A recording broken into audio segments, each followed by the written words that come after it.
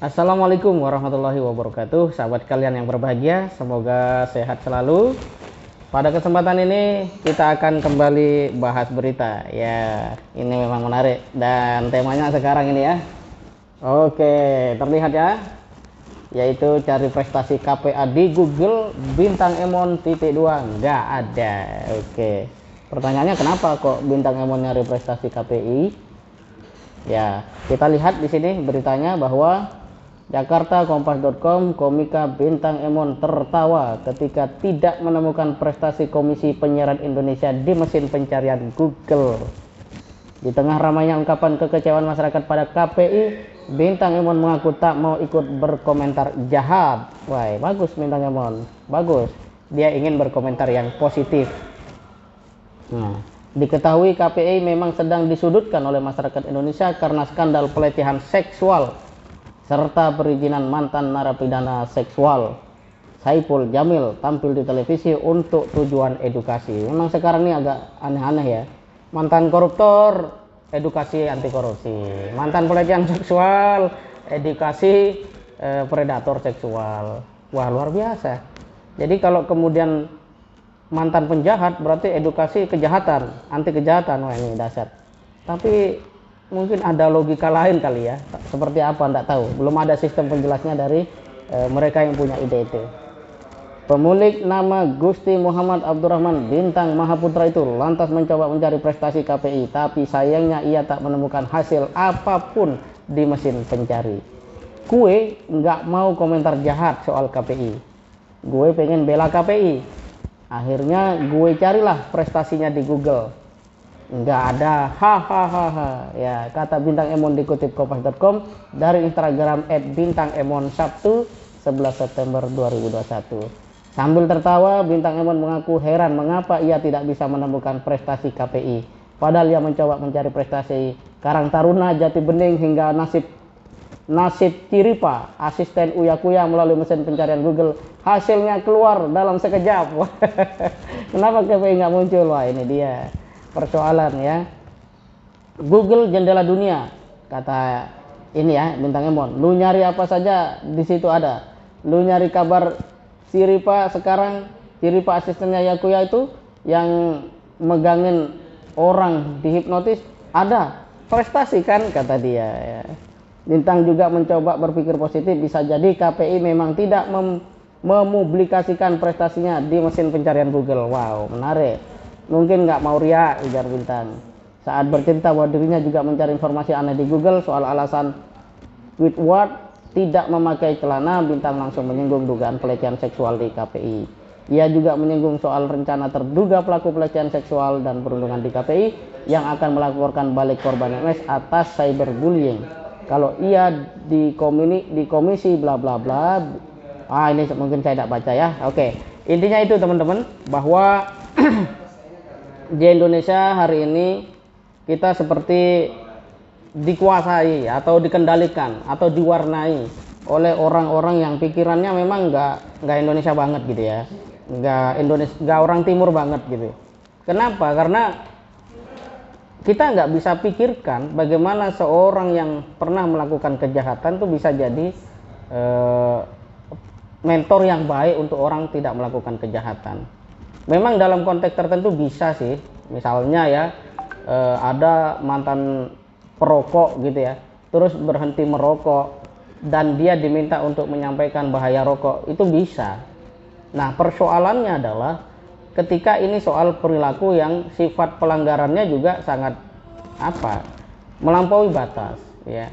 Korupsi di tengah pandemi itu melampaui batas. Bagaimanapun orang itu butuh kekayaan, korupsi di tengah pandemi itu luar biasa jahat. Termasuk di dalamnya adalah ketika Indonesia ingin generasi ke depan itu menjadi generasi yang cerdas, sehat, cemerlang, dan di beberapa daerah, kota di tanah air itu juga mengkampanyekan kota ramah anak.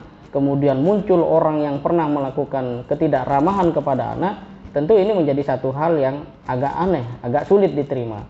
Oleh karena itu, apa yang kemudian dilakukan bintang Emon ini sebenarnya merupakan salah satu cara untuk memberikan satu catatan penting bahwa seharusnya kalau KPI itu bekerja dengan tupoksinya secara baik, akan banyak hal yang bisa menjadikan masyarakat ini cerdas lewat media massa yang ada. Terlebih itu adalah ya sebuah komisi yang memang mengemban amanah bagaimana pencerahan masyarakat itu bisa terjadi lewat beragam acara, siaran, ya, televisi dan seterusnya, yang pada akhirnya itu semua akan dikonsumsi oleh rakyat dan masyarakat. Kalau KPI itu betul-betul concern pada bidang kerjanya untuk mencerdaskan rakyat saja misalnya, tentu saja ia tidak kekurangan orang untuk bisa bekerja sama dengan stasiun televisi tentang bagaimana kampanye-kampanye ramah anak ini bisa dilakukan, dan tentu saja tidak harus menunggu seseorang keluar dari penjara untuk satu kasus hal yang seperti itu. Nah, teman-teman sekalian yang berbahagia, ini juga menjadi satu catatan penting bagi kita generasi muda bahwa kita memang harus peduli dan pada saat yang sama juga berupaya agar kita bisa ini memberikan pikiran, ide, ya, pertimbangan kepada negara, sehingga apa yang kemudian terjadi pada masyarakat, khususnya pada institusi-institusi pemerintah, ketika dia memang tidak sesuai dengan aspirasi rakyat, kita juga bisa memberikan narasi, memberikan ya pandangan, ya kan, pandangan tidak harus sama, pandangan tidak harus beda. Ya kalau orang sih bilang demokrasi, sebenarnya dalam hidup ini manusia itu jelas tidak sama. Saudara kandung saja itu pikirannya pasti berbeda. Terus kenapa kita menjadi orang yang takut dengan perbedaan pandangan dan seterusnya? Pada prinsipnya KPI harus menjadi sebuah institusi yang betul-betul ya semangatnya itu relevan dengan apa yang menjadi aspirasi rakyat. Karena bagaimanapun bangsa ini adalah ya dihadirkan dengan semangat kerakyatan. Negara juga hadir untuk mensejahterakan dan mencerdaskan rakyat. Maka sudah seharusnya KPI dalam konteks ini ke depan lebih hati-hati, lebih teliti, lebih cermat, sehingga jangan sampai asumsi yang ada di dalam diri KPI merasa, ya kalau bahasanya nasihat dari mantan Presiden RI kedua yaitu Bapak M. Soeharto, itu dikatakan kita dalam hidup ini salah satu jangan itu adalah ojo dumeh, jangan mentang-mentang. Mentang-mentang kita adalah orang yang ada di institusi pemerintah, kemudian merasa pengetahuannya lebih luas, merasa kebijaksanaannya paling tajam, merasa pikirannya paling dibutuhkan. Ini hal-hal yang harus dihindari. Karena bagaimanapun rakyat hari ini jauh lebih terbuka, berbeda dengan masa-masa sebelum internet datang.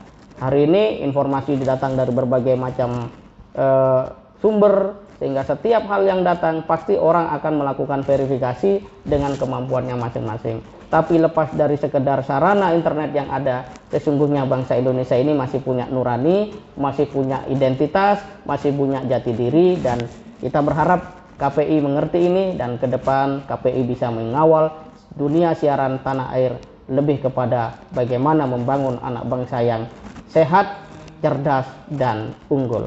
Semoga apa yang dilakukan Bintang Emon ini mengetuk hati semua pihak bahwa siaran di Indonesia harus betul-betul mengutamakan, ya, mengedepankan, memprioritaskan, menitikberatkan dan menekankan pembangunan manusia dengan semangat melahirkan siaran-siaran yang mencerdaskan anak bangsa. Demikian, terima kasih. Assalamualaikum warahmatullahi wabarakatuh.